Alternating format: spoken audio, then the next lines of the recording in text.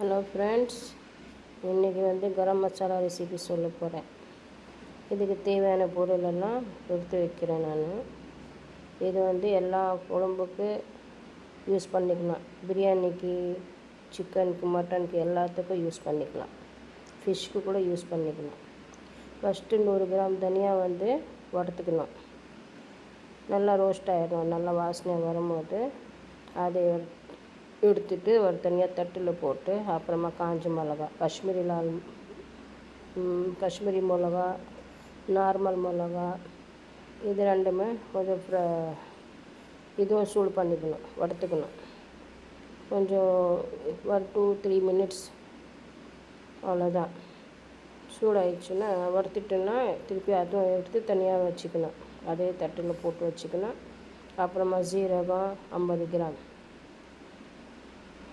அதுவும் நல்லா வறுத்துக்கணும். வாசனை வர வரைக்கும் 2-3 மினிட்ஸ். எல்லாமே 2-3 மினிட்ஸ் நல்லா ட்ரையாக வறுத்துக்கணும். இது எல்லா சமையலுக்கும் நல்லா இருக்கும். இது இஞ்சி பூண்டு எதுக்கு போடுறோமோ அதுக்கெல்லாம் யூஸ் பண்ணிக்கலாம். ஃபிஷ்க்கு யூஸ் பண்ணிக்கலாம், இறாக்கு, நண்டுக்கு, பிரியாணிக்கு, சிக்கனுக்கு, மட்டனுக்கு எல்லாத்துக்கும் யூஸ் பண்ணிக்கலாம். அவ்வளோ நல்லா இருக்கும். நீங்கள் இதெல்லாம் செஞ்சு வச்சிங்கன்னா எவ்வளோ என்னென்ன கணக்குள்ள போடுறீங்களோ எல்லாம் சேர்த்து 300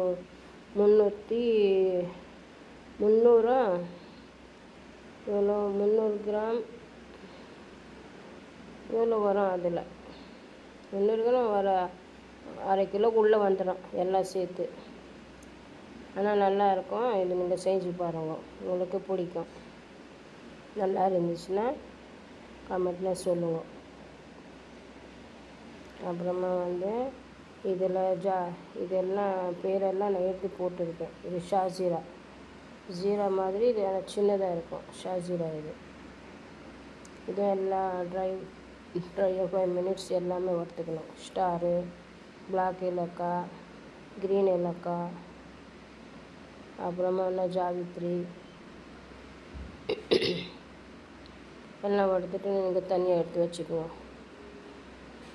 பட்டை 50 கிராம், இதில் கொஞ்சம் வறுத்துட்டு அது எடுத்து வச்சுக்கணும். இதில் ஜாய்ஃபல் வறுத்து போட்டிருக்கேன். நட்மேக், அது உருதுல நட்மேக், ஜாய்ஃபல் சொல்லுவோம். இது நட்மேக்.